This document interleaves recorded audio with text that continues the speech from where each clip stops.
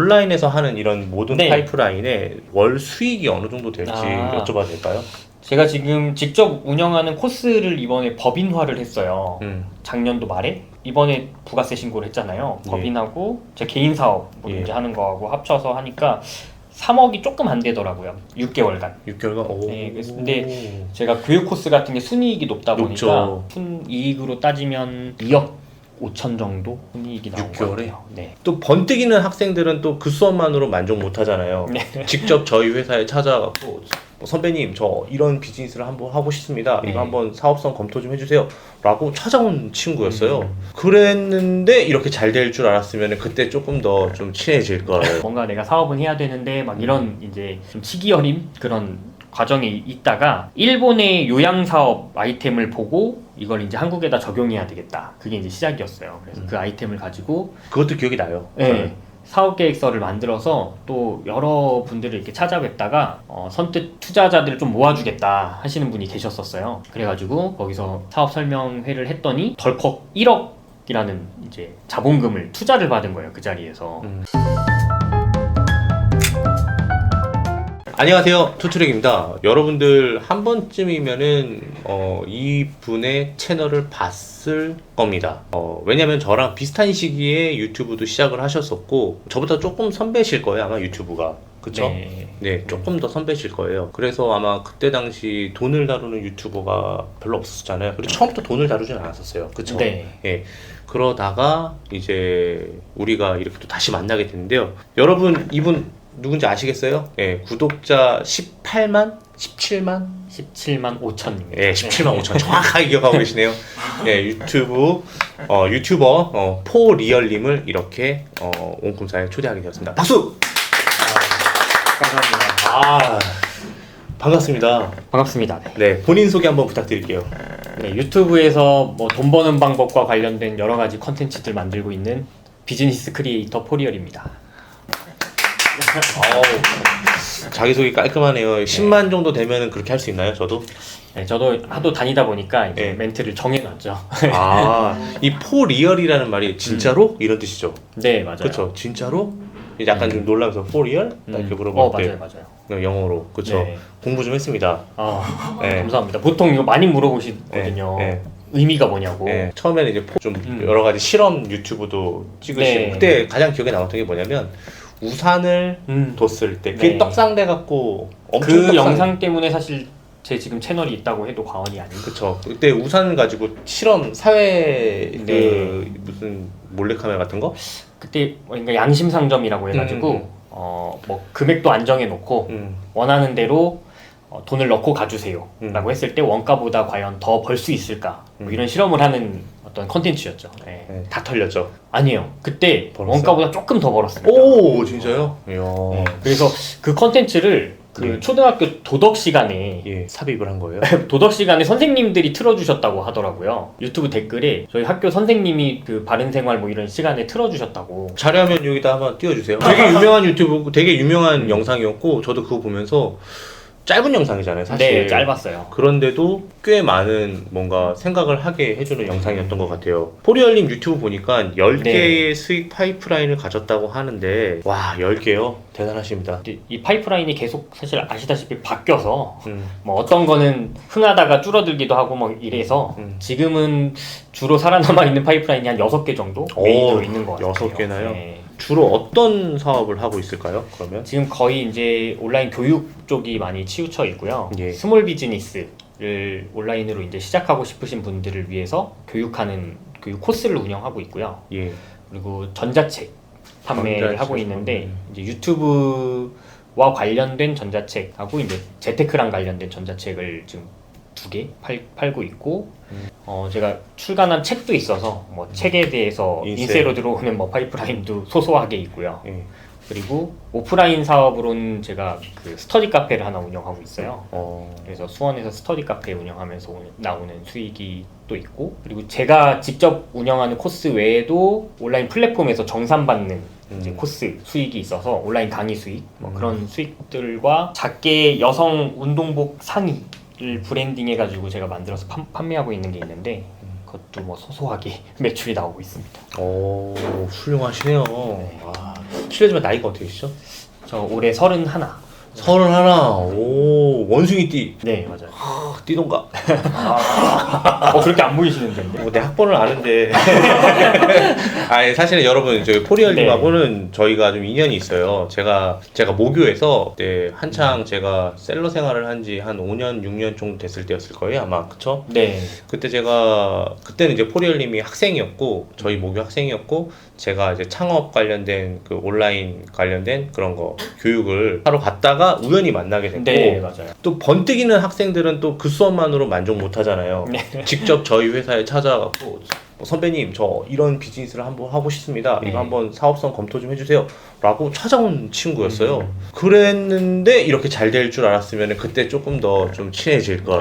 저는 그냥 어린 치기에 뭘 한다고 뭘 해야 하고 이렇게 했던 것 같은데 하여튼 되게 잘했던 것 같아요. 그때도 좀 번뜩이는 아이디어였고 또 이후에 또 새로운 또 그 요양원도 또 새로 하셨었고 뭐 여러 가지 비즈니스를 하시다가 몇 번 쓰러지셨다고 직접 말씀을 하셨지만은 지금 결국엔 이렇게 성공해서 성공이라고 하긴 뭐하지만 성공이죠. 네. 선배님에 비하면은 제가 아직 한참 많이 남아가지고 열심히 해야 돼요. 민망합니다. 누가 보면은 서로 너무 자 신뢰가 안 된다면요 온라인에서 하는 이런 모든 파이프라인의 월 수익이 어느 정도 될지 여쭤봐도 될까요?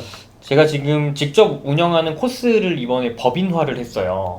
작년도 말에 이번에 부가세 신고를 했잖아요. 법인하고 제 개인 사업 이제 하는 거하고 합쳐서 하니까 3억이 조금 안 되더라고요. 한 달에? 매출이.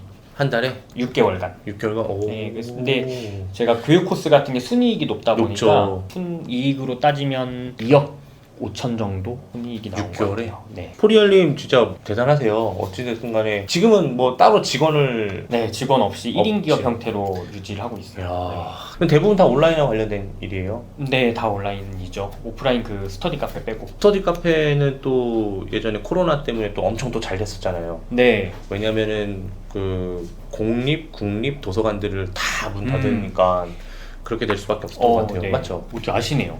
보통 제가 스터디 카페를 한다 그러면 코로나 때 힘드셨겠어요? 이렇게 많이 물어보세요. 근데 코로나 때가 더 특수였거든요. 맞아요. 저는 왜 그러냐면은 저는 모든 쪽에 다 관심이 있어요. 진짜 역시 내공이. 포리얼님의 첫 사업 시작은 어떻게 된 건지 그 스토리가 궁금합니다. 네. 이 첫 사업을 사실 하기 전에 투트랙님을 제가 찾아뵀었던 거죠, 선배님으로서. 그때는 원래 이제 가구 사업 한다고 막 제가 왔었을 거예요. 맞아요. 그때 막 아이템들이 계속 바뀌면서 뭔가 내가 사업은 해야 되는데 막 이런 이제 좀 시기 어린 그런 과정에 있다가 일본의 요양 사업 아이템을 보고 이걸 이제 한국에다 적용해야 되겠다. 그게 이제 시작이었어요. 그래서 그 아이템을 가지고 그것도 기억이 나요. 사업 계획서를 만들어서 또 여러 분들을 이렇게 찾아뵙다가 선뜻 투자자들을 좀 모아주겠다 하시는 분이 계셨었어요. 그래가지고 거기서 사업 설명회를 했더니 덜컥 1억이라는 이제 자본금을 투자를 받은 거예요, 그 자리에서. 근데 이제 여러 명의 사업가분들이 뭐 2천만 원, 3천만 원 이렇게 이제 십시일반 투자를 해주셨어요. 근데 이제 그게 사실 나중에 이제 문제가 됐던 거죠. 그렇죠. 그렇게 이제 지분이 엄청 쪼개지다 보니까. 대표이사 지분 별로 없고. 근데 저는 사실 그때 뭐 법인이라는 사업의 개념 자체도 몰랐고 주식회사 이런 거에 대한 개념이 없다 보니까 지분을 5% 들고 시작을 한 거예요. 회사를. 엄청 흔들리겠는데요. 그래서 뭐 열심히 이제 일을 하니까 회사는 잘 어떻게 성장은 했어요. 그래서 1년 차에 가맹점이 30개, 2년 차에 50개 가맹점을 이제 전국에 제가요양센터, 가맹센터를 이제 만든 거죠. 그래서 한국에서 당시에 막 그런 식으로 프랜차이즈 형태로 이렇게 요양 쪽을 나가는 데가 없다 보니까 좀 주목을 많이 받게 됐어요. 그러면서 외부에 이제 투자를 받게 됐어요. VC 투자를 10억을. 그러다 보니까 이제 그 지분의 갈등의 이제 골이 폭파된 거죠.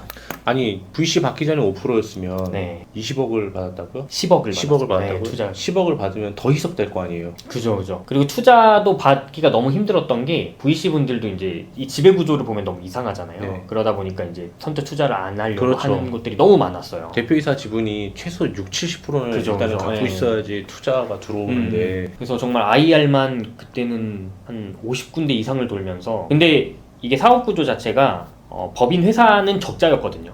왜냐면 전국에 이제 가맹점을 깔고 이게 가맹점이 더 늘어나서 거기다가 뭔가 이제 로열티도 나오고 요양 용품도 유통하고 이렇게 하면서 이제 사실 수익을 만들어야 하는 컨텐츠를 부분이었어요. 넣어야 되는데 네. 그쵸. 그래서 지금 이제 판을 까는 단계다 보니까 가맹점은 늘고 있지만 사실 본사 차원에선 적자이다 보니까 투자를 유치하는 게 필수적이었고, 그래서 사실 저는 그때 이제 공황장애가 왔어요. 왜요? 이도 저도 안 되는 그 상황에서 예. 마음대로 할 수 있는 게 아무것도 없어서 제가 막 결정할 수 있는 건 아무것도 없는데 투자 유치를 안 해오면 회사는 망할 것 같고, 그런데 이제 투자 유치를 하자니 이 지배구조의 갈등은 풀어야 되는데 사실 그걸 제가 뭐 돈이 많아서 지분을 살 수 지분을 없는 거. 사주면은 최고겠지만 또 그것도 아니고, 그러니까 그 사이에서 어떻게 옴짝달싹 못하는 신세가 되더라고요.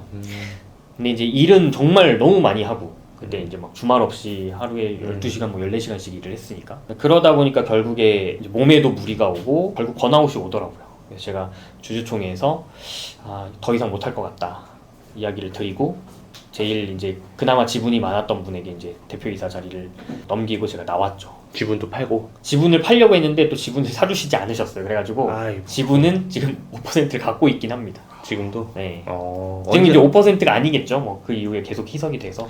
그래도 계속 그 받아야 되잖아요. 투자 받을 때마다 네네, 동의가 와요. 뭐 메일이 오고 하는데 그쪽에 너무 이제 관심이 없고. 지금 굉장히 커졌겠어요? 이름만 들어도 알만한? 회사 자체는 계속 성장을 하고 있는 것 같아요. 근데 이제 경쟁사들이 되게 많이 생겨서 경쟁사들에 비해서 좀 잘 못 나가요? 못 치고 나가는 거 아닌가. 이럴 때 좀 큰 회사에서 사주면은 너무 좋죠. 0.5%인 내 지분도 어떻게든 언젠가 하나의 희망으로 그렇게 네. 갖고 있습니다. 마음속에.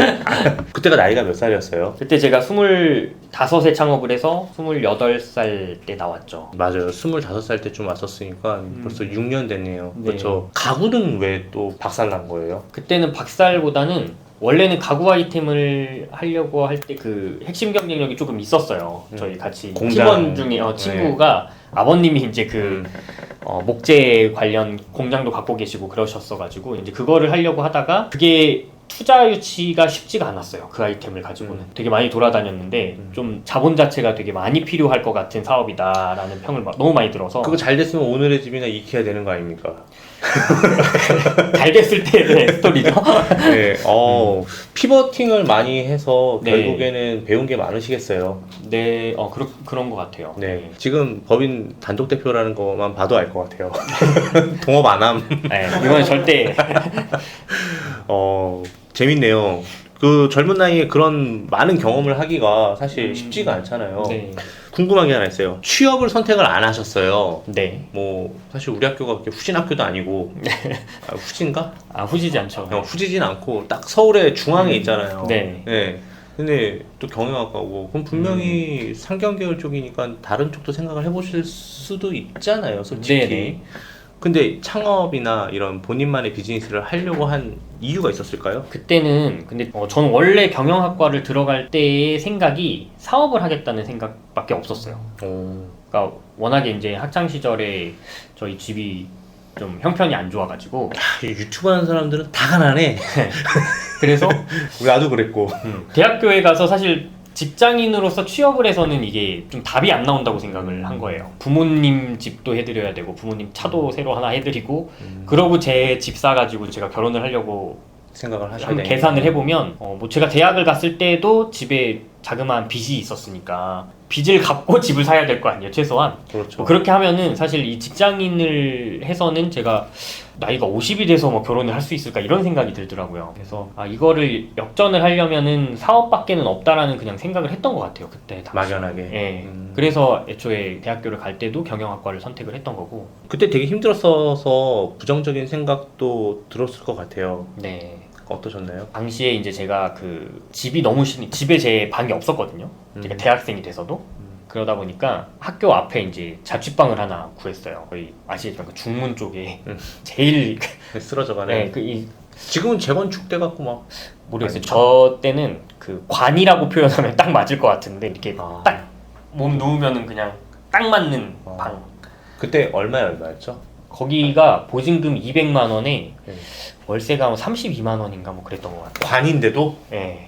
비싸네요. 네, 왜냐면은 아무래도 이제 대학 가고 자취촌이다 보니까 거기에서 자취를 하는데 사실 그렇게 막 불행하다거나 이런 느낌이 들진 않았어요. 부정적이고 그러지도 않았고, 왜냐면 제가 대학교에서 어울렸던 친구들도 가정 형편이 썩 이제 좋지 않은 그런 어떤 친구들하고 보통 제가 어울렸던 것 같아요. 그렇게 다니면서. 왜냐면 이제 분명히 학교에는 돈이 많고 뭐 애초에 부모님이 잘 사는 그런 집안의 자제들도 많죠. 엄청 많죠. 근데 같이 어울릴 수 자체가 없는 거예요. 어디 식당을 가든 뭐 음식점을 가든 가서 지출할 수 있는 그 수준 자체가 다르니까 저희는 무조건 학교 앞에서 제일 싼 곳에서 점심 먹는 거고, 학관?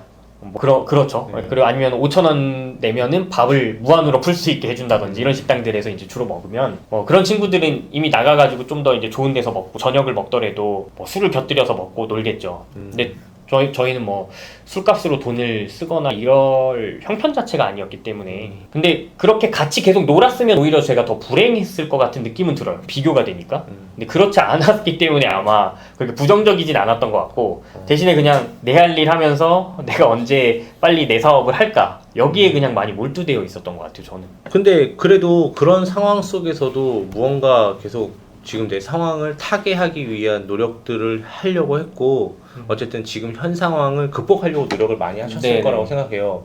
그 어떤 노력들을 하셨을까요? 제가 어차피 이제 그 사업을 하겠다고 생각을 하고 대학을 갔다 보니까 네. 대학교에 가서도 계속 뭔가를 팔려고 하는 그게 되게 강했거든요. 그래서 대학교 1학년 때도 처음으로 제가 이제 인천 출신인데 동대문 시장을 처음 가본 거예요, 태어나서. 근데 완전 이제 신세계인 거죠. 지금까지 우리가 뭔가 물건을 샀던 것들이 이런 데서 이렇게 싸게 뭔가 판매가 돼서 그게 와서 돌고 돌아서 우리한테 되게 비싸게 오고 있었던 거구나 같은 생각이 이제 들면서, 그때 기억나는 게 이제 담요를 샀어요. 그 벚꽃 축제 시즌. 그래가지고 동대문에서 담요를 2,000원에 이렇게 사면은 비닐 이렇게 넣어가지고 포장된 거를 이렇게 주셨었어요. 그래서 그 담요 20개를 사가지고 벚꽃 축제 하는 데 가서 팔았죠. 그 커플들을 대상으로. 다 팔았겠어요, 그날. 예, 20개 다 팔렸어요. 근데 그게 이제 8,000원에 제가 이제 팔려고 갔는데, 저는 그게 이게 2,000원에 산 걸 8,000원에 팔면 이게 팔릴까? 무섭잖아요. 뭔가 장사도 안 해봤고. 그쵸. 근데 10,000원을 주면서 잔돈 필요 없으니까 가라고. 그런 분들도 계시는 거예요. 맞아요. 우리가 그런 게 처음일 경우에는 물건에다가 마진을 붙여서 파는 게 내가 너무 과한 마진을 붙인 건 아닌가? 죄책감이 들더라고요. 맞아요. 예. 그쵸. 근데 이게 원래 그렇게 만든 건데. 네, 그래서 그날 20개를 다 팔고 너무 기분이 좋은 거예요. 제가 이렇게 돈을 쥐어본 그 느낌이, 제가 뭔가를 팔아가지고. 그렇죠. 수익률 400% 아닙니까? 그죠. 네. 그래서 다시 이제 동대문 시장에 가서 한 40개 정도를 사가지고 이제 친구랑 나눠가지고 이제 다음날 또 가서 팔고. 그때 이제 뭐 단속하시는 분들이 돌아다니면서 뭔가 이렇게 훈계를 하셨어요. 여기서 이렇게 팔면 안 돼요. 네. 뭐 이런 거. 근데 막 뭐 빼앗거나 이러진 않으셨고, 이런 데서 이런 거 하면 안 된다고 그냥 그러고. 근데 저희가 어리니까 아마 이제 이렇게 다시 보내주신 것 같은데, 뭐 그렇게 해가지고 어찌저찌 40개를 또 다 팔았죠. 그러니까 그러고 나니까 이게 재밌는 거예요, 뭔가를 이제 파는 게. 그래서 학교 축제 시즌이 돼서 또다시 이제 동대문에 가서 동대문 완구도매 상가에 가면 이제 야광봉을 팔아요. 꺾어가지고 끼는 거. 네, 근데 팔찌 같은 거 네, 있고. 근데 그 꺾어서 하는 게 100개에 5,000원이거든요. 와, 그러니까 하나에 50원인 거예요. 엄청 싸네. 네. 근데 보통 그런 거 축제에 가면 이제 2개 이렇게 껴주고 1,000원 이렇게 받거든요. 아, 그래요?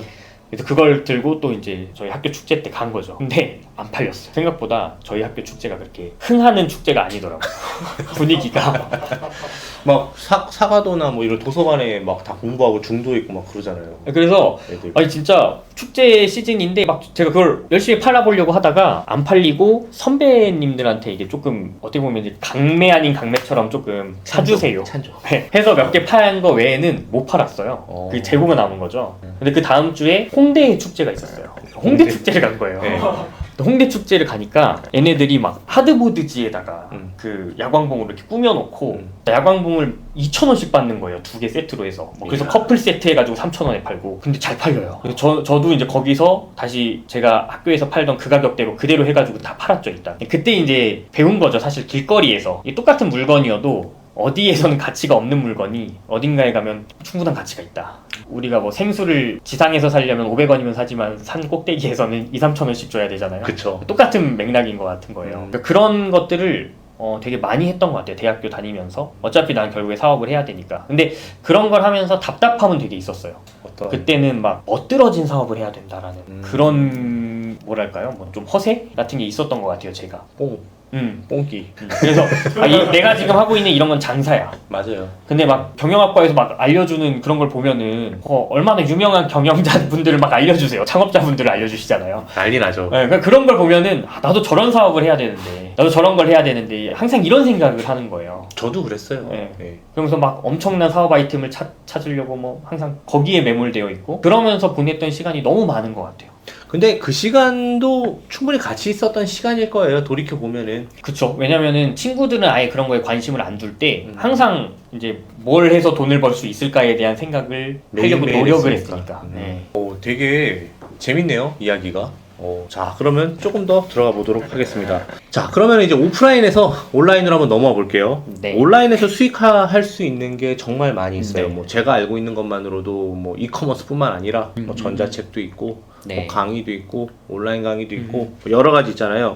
처음 이 영상을 보고 나도 포리얼님처럼 나도 저런 작지만 그래도 좀 탄탄한 파이프라인을 만들어야겠다라고 네. 생각하시는 분들이 이 온라인 비즈니스를 시작을 할 때 이커머스를 네네. 포함해서 어떻게 시작하는 게 좋을까요? 일단은 저는 크게 세 개의 부류라고 보거든요. 하나가 이제 이커머스. 음, 이거는 뭐 국내 유통이 됐든 음.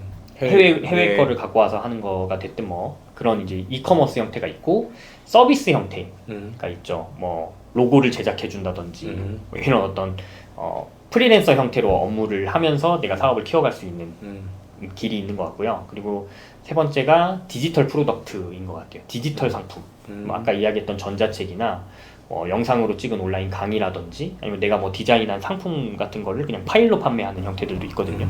아니면 내가 뭐 제작한 프로그램을 파는 것도 사실 디지털 상품이고요. 그러면 이 세 가지 형태 중에서 나한테 맞는 걸 찾는 게 먼저인 것 같아요. 저도 사실 이커머스에도 도전을 해보고 다 해봤는데 저한테 맞는 거는 디지털 상품이랑 서비스 쪽이 더 맞았거든요.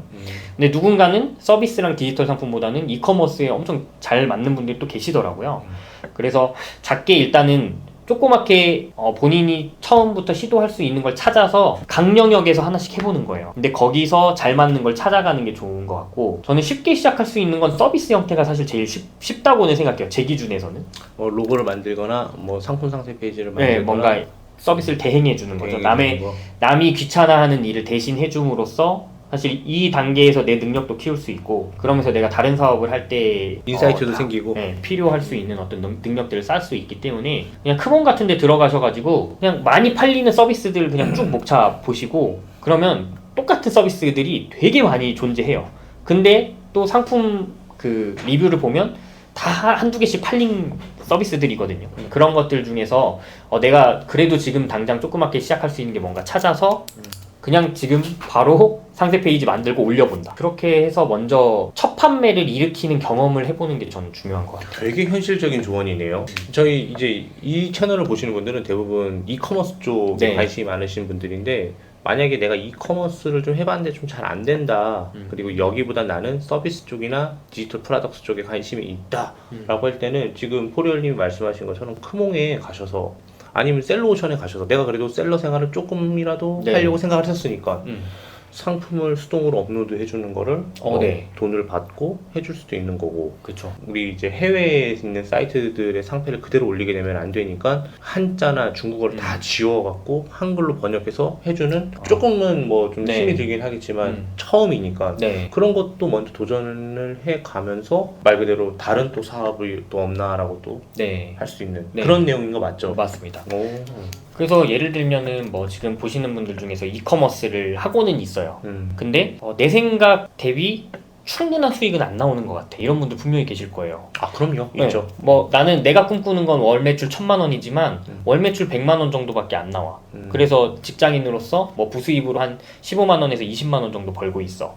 이러신 분들도 계실 거란 말이죠. 그럼요. 근데 내가 더 확장하기에는 내 에너지나 이런 게 너무 어려워하면 그걸로 전자책을 그냥 쓰시면 돼요. 내가 어쨌든 조금 경험해 본 것들이 초보자에게는 엄청난 도움이 될 수 있으니까. 직장인인데 뭐 해외 구매 대행으로 부업으로 월 20만 원 버는 법. 이건 내가 해본 거잖아요. 그리고 그거에 대해서는 분명히 본인이 줄 수 있는 노하우가 있을 거기 때문에. 전문가죠.